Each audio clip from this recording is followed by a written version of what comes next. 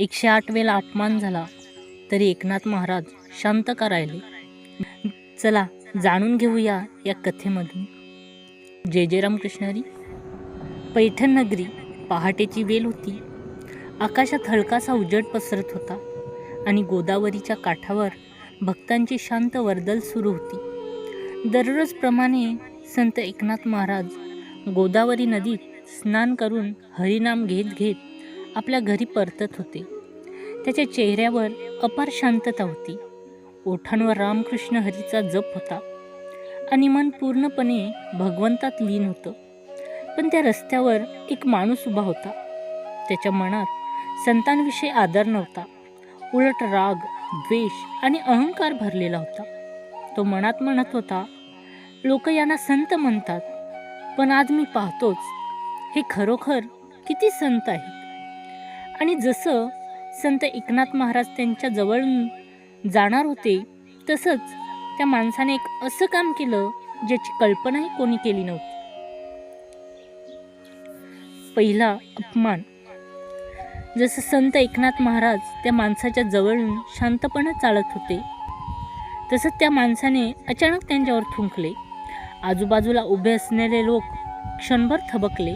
सगळ्यांच्या मनात एकच विचार आला, आता महाराज नक्की रागावतील, कारण हा अपमान साधा नव्हता, हा तर संतांचा उघड अपमान होता. कोणत्याही सामान्य माणसाला असा अपमान सहन झाला नसता. कदाचित तिथेच भांडण झालं असतं. रागाच्या भरात शब्दांची किंवा हातांची देवाणघेवाण झाली असती. पण संत एकनाथ महाराजांच्या चेहऱ्यावर रागाचा एकही भाव नव्हता. ते क्षणभर थांबले आणि अत्यंत शांतपणे परत गोदावरीकडे चालू लागले. लोकांना समजत नव्हतं, इतका मोठा अपमान झाला तरी हे संत शांत का आहेत. पण कोणालाच माहीत नव्हतं की हा प्रसंग इथेच थांबणार नव्हता आणि त्या माणसाचा अपमान पुन्हा पुन्हा होणार होता. त्या माणसाने अपमान केला, पण संत एकनाथ महाराजांच्या मनात रागाचा कणभरही स्पर्श झाला नाही. महाराजांनी त्या माणसाकडे पाहिलं, पण त्यांच्या डोळ्यात राग नव्हता, द्वेष नव्हता, फक्त शांतता आणि करुणा होती. ते काहीही बोलले नाहीत, ना तक्रार केली, ना कोणाला दोष दिला. ते शांतपणे वळले आणि पुन्हा गोदावरीच्या दिशेने चालू लागले. नदीवर जाऊन त्यांनी पुन्हा स्नान केले, हरिनाम घेतलं आणि जणू काही घडलंच नाही अशा शांत मनाने ते पुन्हा त्या रस्त्याने परत निघाले. आजूबाजूचे लोक आश्चर्याने पाहत होते, कोण आहे हा संत, ज्याला इतका अपमान झाला तरी मनात राग नाही. पण त्या माणसाच्या मनात अजूनही अहंकार आणि हट्ट होता. त्याला अजून एकदा पाहायचं होतं, हे संत खरंच किती शांत राहू शकतात. त्यांचा वारंवार अपमान होऊ लागला. संत एकनाथ महाराज पुन्हा स्नान करून त्या रस्त्याने परत येत होते, पण त्या माणसाचा अहंकार अजूनही शांत झाला नव्हता. महाराज जवळ आले आणि त्याने पुन्हा त्यांच्यावर थुंकले. लोकांच्या डोळ्यात आश्चर्य भरला. आता तरी महाराज रागावतील असा विचार सगळ्यांच्या मनात आला, पण नाही. महाराज पुन्हा शांत वळले आणि पुन्हा गोदावरीकडे स्नानासाठी निघाले. असं एकदा, दोनदा, तीनदा होत राहिलं.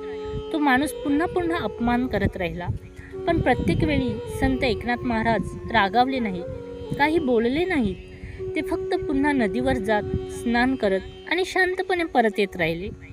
आणि हा प्रसंग एक दोन नाही, तब्बल 108 वेळा घडला.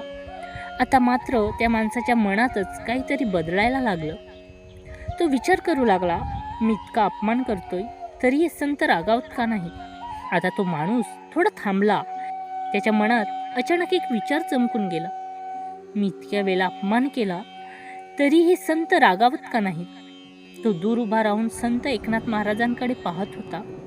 प्रत्येक वेळी महाराज शांतपणे नदीवर जात होते, स्नान करत होते आणि परत येताना त्यांच्या चेहऱ्यावर तितकीच शांतता आणि करुणा दिसत होती. आता त्या माणसाच्या मनातला अहंकार थरथरू लागला. तो विचार करू लागला, मी कोण आहे आणि हे कोण आहेत. तो विचार करू लागला की मी कोण आहे आणि हे कोण आहेत. मी इतका अपमान करतोय तरी यांच्या मनात माझ्याबद्दल राग नाही, द्वेष नाही. आणि तेव्हाच त्याच्या हृदयात पश्चातापाची वेदना जागी झाली. त्याला स्वतःच्या वागण्याची लाज वाटू लागली. आता त्या माणसाच्या मनातला अहंकार पूर्णपणे तुटून गेला होता. संत एकनाथ महाराज पुन्हा त्या रस्त्याने येत होते, पण यावेळी तो माणूस शांतपणे उभा होता. महाराज जवळ आले आणि अचानक तो माणूस त्यांच्या पायाशी कोसळला. त्यांच्या डोळ्यातून अश्रू वाहू लागले. तो थरथरत्या आवाजात म्हणाला, महाराज, मला माफ करा. मी खूप मोठा अपराध केला आहे. मी तुमचा इतका अपमान केला तरी तुम्ही एकदाही रागावलत नाही, माझ्यावर ओरडलात नाही. त्याला आता स्वतःच्या वागण्याची प्रचंड लाज वाटत होती. त्या क्षणी त्याला समजलं, हे साधे मनुष्य नाहीत, हे खरे संत आहेत. आणि त्या क्षणी त्या माणसाच्या जीवनात मोठा परिवर्तनाचा क्षण आला. तो माणूस रडत रडत संत एकनाथ महाराजांच्या पायाशी पडला होता. महाराजांनी शांतपणे त्याला उचललं आणि प्रेमाने त्याच्या डोक्यावर हात ठेवला. त्याच्या डोळ्यात पश्चाताप होता, मनात अपराधाची जाणीव होती. तेव्हा तो म्हणाला, महाराज, मी तुमचा खूप मोठा अपमान केला, मला माफ करा. हे ऐकून महाराज हलकसं हसले आणि अतिशय शांत आवाजात म्हणाले, अरे, तू माझा अपमान केला असं तुला वाटतंय, पण खरं सांगायचं तर तू माझ्यावर उपकार केलेस. तो माणूस आश्चर्याने महाराजांकडे पाहू लागला. महाराज पुढे म्हणाले, तुझ्यामुळे मला आज 108 वेळा गोदावरीत पवित्र स्नान करण्याचं पुण्य मिळालं. म्हणून मला तुझ्यावर राग नाही, उलट मी तुझा आभारी आहे. हे शब्द ऐकून त्या माणसाच्या डोळ्यातून अश्रूचा पूर वाहू लागला, कारण त्या क्षणी त्याला कळलं, खरा संत कोण असतो. या घटनेतून संत एकनाथ महाराजांनी संपूर्ण जगाला एक मोठा धडा दिला. संत लोक रागाने जग जिंकत नाही, संत लोक रागाने जग जिंकत नाही, ते जिंकतात क्षमा, संयम आणि शांततेने. कोणी आपला अपमान केला तर लगेच रागाने उत्तर दिलं तर भांडण वाढतं, द्वेष वाढतो आणि मन अजून अशांत होतं. पण जर आपण शांततेने आणि संयमाने उत्तर दिलं तर हळूहळू समोरच्याचं मन बदलतं. कारण संतांना माहीत असतं, रागाने माणूस हारतो पण क्षमेमुळे माणूस जिंकतो. आणि म्हणूनच संत एकनाथ महाराजांनी त्या दिवशी कोणालाही दोष दिला नाही, उलट आपल्या शांततेने एका माणसाचं हृदय बदलून टाकलं. मित्रांनो, या कथेतून आपल्याला संत एकनाथ महाराजांचा एक मोठा संदेश मिळतो. आपल्या आयुष्यातही कधी कधी असे प्रसंग येतात, कोणी आपला अपमान करतो, कोणी कठोर शब्द बोलतो आणि त्या क्षणी आपल्याला खूप राग येतो. पण त्या क्षणी थोडा विचार करा, जर आपण ही रागाने उत्तर दिलं तर भांडण वाढेल आणि मन अधिक अस्वस्थ होईल. पण जर आपण संयम ठेवला, शांत राहिलो तर कदाचित समोरच्यालाही आपल्या चुकीची जाणीव होईल. संतांनी आपल्याला हेच शिकवलं आहे, क्षमा, संयम आणि शांतता हाच खरा धर्म आहे. म्हणून पुढच्या वेळी कोणी तुमचा अपमान केला तर क्षणभर संत एकनाथ महाराजांची ही कथा आठवा. कदाचित तुमच्या शांततेमुळेही कोणाचं तरी हृदय बदलू शकतं. मित्रांनो, संत एकनाथ महाराजांची ही कथा ऐकून जर तुमच्या मनालाही थोडी शांतता मिळाली असेल तर कमेंटमध्ये एकदा रामकृष्ण हरी नक्की लिहा.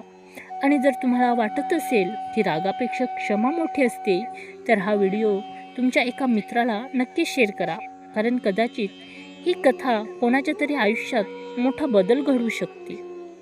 जय जय रामकृष्ण हरी, जय जय रामकृष्ण हरी.